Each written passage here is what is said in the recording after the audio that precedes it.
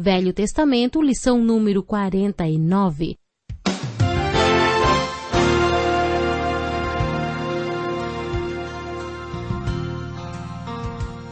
Quando analisamos a Bíblia toda, descobrimos que do Gênesis ao Apocalipse há a abordagem dessa questão, o problema e a realidade do sofrimento.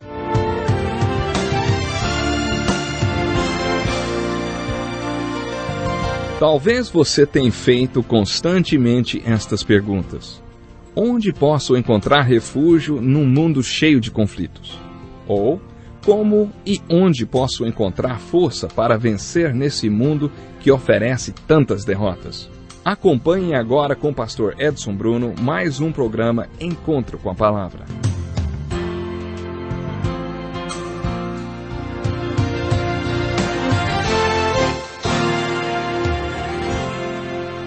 Olá, que prazer grande estarmos de volta para mais um Encontro com a Palavra. O nosso objetivo é estudar a Bíblia toda e já concluímos o nosso estudo do livro de Jó. Talvez esse livro tão dramático e expressivo seja uma das respostas mais completas de toda a Bíblia à pergunta que o povo de Deus tem feito há milênios. Por que as pessoas sofrem? A maioria de nós não se importa quando os ímpios sofrem. Mas quando uma pessoa boa sofre, muitos de nós fazemos essa pergunta. O povo de Deus já perguntou por quê? Muitas e muitas vezes. O povo de Deus quer saber por que uma pessoa justa sofre. O livro de Jó não é o único livro nas Escrituras que responde a esta pergunta. Quando analisamos a Bíblia toda, descobrimos que do Gênesis ao Apocalipse há a abordagem dessa questão, o problema e a realidade do sofrimento. Gostaria de estudar mais a fundo e analisar vários trechos das Escrituras que falam sobre o sofrimento. Existe hoje uma teologia chamada de teologia da prosperidade. Essa teologia diz que Deus não quer que o seu povo sofra, que Deus não quer que seu povo fique doente, que Deus não quer que seu povo seja pobre. Os defensores da teologia da prosperidade afirmam que se a pessoa está sofrendo de alguma doença crônica ou está sempre em péssima situação financeira, é porque não está aplicando os princípios do reino de Deus. Se você viajar para países onde os crentes vivem na pobreza ou a lugares onde são perseguidos e estão sofrendo, você perceberá que a teologia da prosperidade não é bíblica. Depois de termos estudado o livro de Jó, gostaria de mostrar a relação desse livro com outros livros da Bíblia. Um dos meus objetivos no estudo dos 66 livros da Bíblia é mostrar a unidade e a relação que há entre esses livros tão diferentes. Gostaria de mostrar como o livro de Jó se relaciona com todo o resto da Bíblia, mostrando que sua mensagem é a mesma de muitos outros trechos das Escrituras, no Novo e no Velho Testamento. Gostaria de compartilhar com vocês um estudo que chamei de 30 razões na Bíblia para o sofrimento do povo de Deus. Quando comecei a perceber que essa verdade é enfatizada nas Escrituras, chamei o primeiro estudo de As 12 Razões Bíblicas para o Sofrimento do Povo de Deus. Depois de algumas tempestades na minha vida, dei uma mexida no estudo. Outras razões para o sofrimento do povo de Deus. Como você percebeu, já cheguei ao número 30 e acho que quando me aposentar, haverá umas 100 razões. No estudo de hoje e no próximo falarei sobre essas 30 explicações bíblicas para o sofrimento. Primeiro, a maioria das epístolas do final do Novo Testamento começa falando sobre o problema do sofrimento. O apóstolo Pedro, em vários trechos de suas epístolas, fala sobre o sofrimento. Ele enfatizou esse assunto porque sabia que as pessoas para quem estava escrevendo estavam sofrendo. Pedro estava em Roma e sabia que a perseguição que tinha começado se espalharia para as províncias onde seus leitores viviam. Ele sabia que o sofrimento desse povo iria aumentar muito e por isso ele aborda esse assunto em suas cartas. Em um dos trechos lemos o seguinte: Nisso vocês exultam, ainda que agora, por um pouco de tempo, devam ser entristecidos por todo tipo de provação. Assim acontece para que fique comprovado que a fé que vocês têm, muito mais valiosa é do que o ouro que perece, mesmo o que refinado pelo fogo. É genuína e resultará em louvor, glória e honra quando Jesus Cristo for revelado. Pedro está dizendo que as pessoas que estão sofrendo e que vão sofrer ainda mais, que há um propósito para esse sofrimento. O propósito do sofrimento é que Jesus Cristo aprove a fé deles na sua volta. Paulo usa a seguinte ilustração. O ouro é purificado pelo fogo. Sua fé é muito mais preciosa do que o ouro. O ouro é perecível. Da mesma forma, sua fé, que é muito mais preciosa do que o ouro, é purificada neste teste de fogo. Pedro também afirma que quando Deus olhou para a vida daquelas pessoas, viu que precisavam de sofrimento. Ele permitiu sofrimento sobre suas vidas. Em outras palavras, de acordo com Pedro, há ocasiões em que o povo de Deus precisa sofrer. Pedro também escreve que o sofrimento é temporário. O sofrimento é por um tempo. Certa vez ouvi um homem dizer que sua frase preferida na Bíblia era "por um pouco de tempo". Quando perguntei-lhe por quê, ele disse: "Quando o Senhor manda tribulação na minha vida, Deus sabe que vou sofrer, mas eu sempre declaro que é por um pouco de tempo". O sofrimento não veio para ficar, vai passar. De acordo com Pedro, o sofrimento não vem para ficar. O sofrimento vem e passa. Outra epístola que fala sobre sofrimento, logo na introdução, é a epístola de Tiago. No primeiro capítulo, Tiago diz: "Considerem motivo de grande alegria o fato de passarem por diversas provações, pois vocês sabem que a prova da sua fé produz perseverança. E a perseverança deve ter ação completa, a fim de que vocês sejam maduros e íntegros, sem lhes faltar coisa alguma. Se algum de vocês tem falta de sabedoria, peça a Deus, que a todos dá livremente de boa vontade, e lhe será concedida. Feliz é o homem que persevera na provação, porque depois de aprovado receberá a coroa da vida, que Deus prometeu aos que o amam." De acordo com Tiago, há uma sequência no sofrimento que devemos aprender. Primeiro, Tiago diz que o teste da fé deve levar à confiança da fé. Um período de provação, de teste, provavelmente levará você até o ponto em que dirá: "Eu não sei o que fazer. Pela primeira vez na vida, eu não sei o que fazer." Tiago diz que esse período de provação vai levar você ao ponto de não saber o que fazer. Você deve pedir sabedoria a Deus. Deus quer que você peça sabedoria a Ele.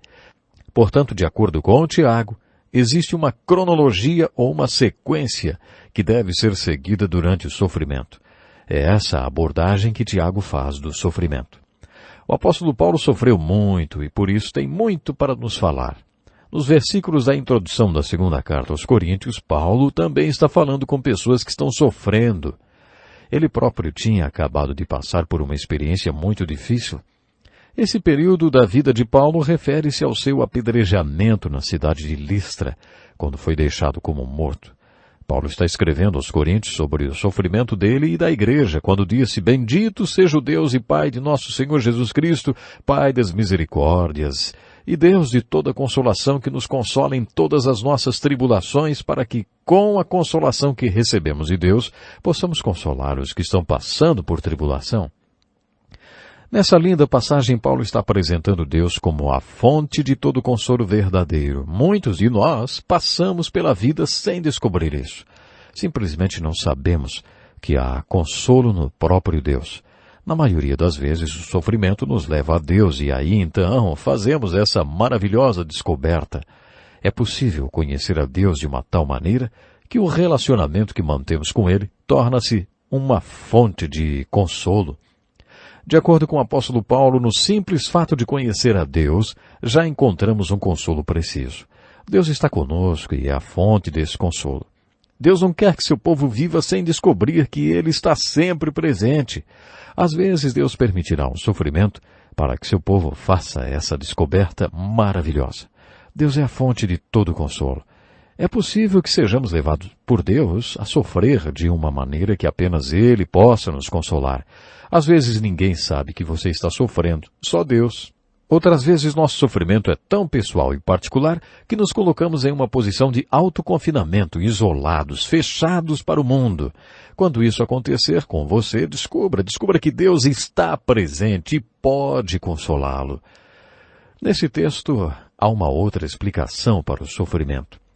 Paulo escreve que quando nosso sofrimento nos leva a Deus, e nós descobrimos o consolo que só pode ser encontrado no relacionamento com Deus, tornamo-nos qualificados para sermos conselheiros e consoladores para outros. O que torna uma pessoa um bom conselheiro? O bispo Fulton, anos atrás, fez uma boa descrição de um conselheiro. Ele disse: Se você precisa de um conselheiro, direi primeiro quem você não deve procurar.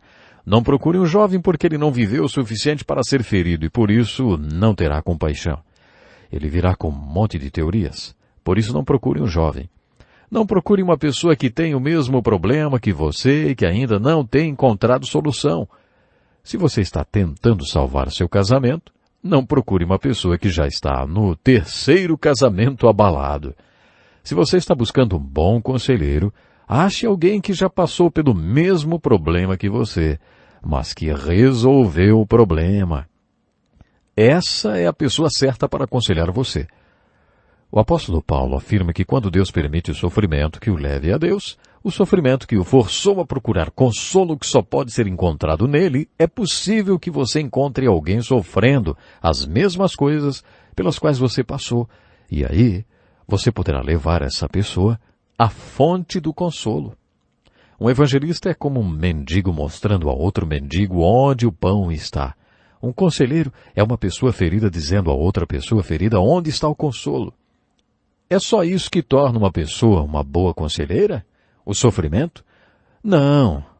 Existe um atalho. A palavra compaixão significa sentir com. Como você pode sentir com a outra pessoa se você nunca sentiu que o que ela está sentindo é realmente algo muito sério? Se você nunca foi cortado, como pode sentir com alguém a dor de um corte? Como ter compaixão? Nos primeiros versículos da 2ª carta aos Coríntios, Paulo afirma que isso também é um dos valores do sofrimento. O sofrimento transforma as pessoas em boas conselheiras. Existe mais um trecho de Paulo que nos mostra outro valor do sofrimento. Em 2 Coríntios capítulo 12, o apóstolo Paulo nos dá um testemunho. Paulo diz: para impedir que eu me exaltasse por causa da grandeza dessas revelações, foi-me dado um espinho na carne, o mensageiro de Satanás, para me atormentar. 3 vezes roguei ao Senhor que o tirasse de mim, mas ele me disse: minha graça é suficiente para você, pois o meu poder se aperfeiçoa na fraqueza. Paulo tinha um ministério de cura. Muitas pessoas foram curadas e alguns foram levantados da morte através do ministério de cura de Paulo. Esse homem que literalmente levantou pessoas da morte tinha um espinho na carne. 3 vezes ele pediu a Deus que tirasse esse espinho. Os estudiosos não sabem dizer se era uma doença ou o que era. Há uma linda descrição no Salmo 126 do significado do sofrimento nas vidas do povo de Deus. Aqueles que semeiam com lágrimas, com cantos e alegria colherão. Aquele que sai chorando enquanto lança a semente, voltará com alegria, trazendo seus molhos.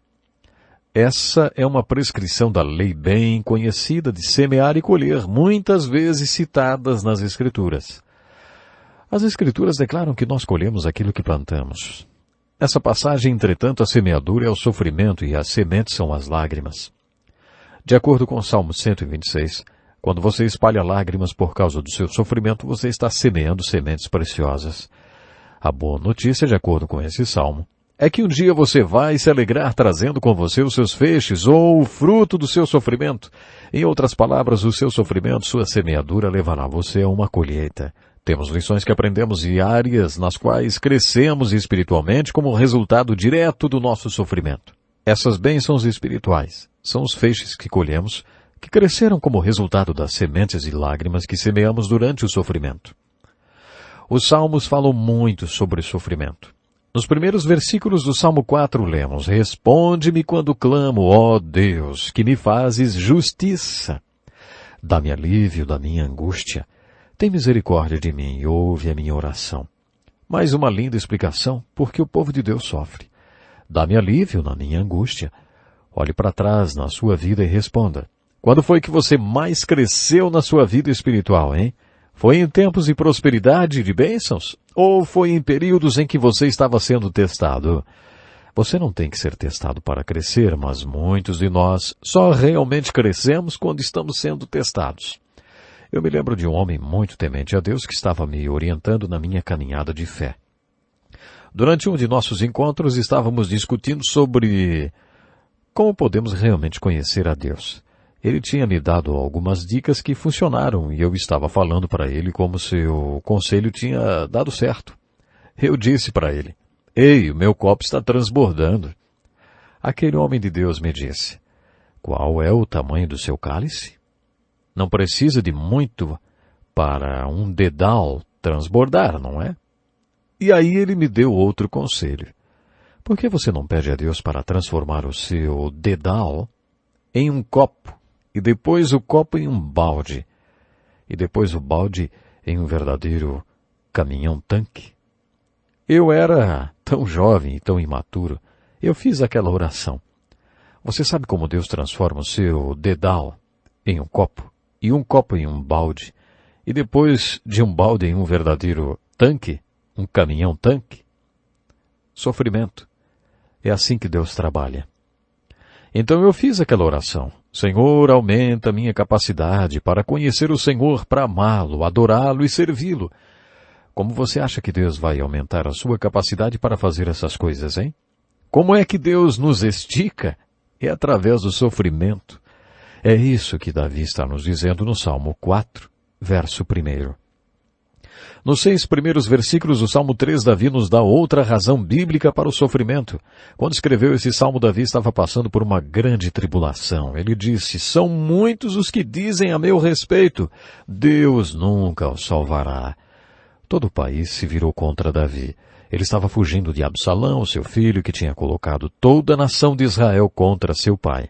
Mas Davi tinha essa confiança. Ele escreveu: mas tu, Senhor, és o escudo que me protege. És a minha glória e me fazes andar de cabeça erguida. Como é que Davi sabia que no final Deus iria lhe dar a vitória?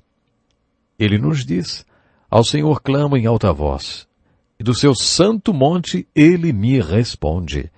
Eu me deito e durmo e torno a acordar, porque é o Senhor que me sustém. Não me assustam os milhares que me cercam. Do Senhor vem o livramento.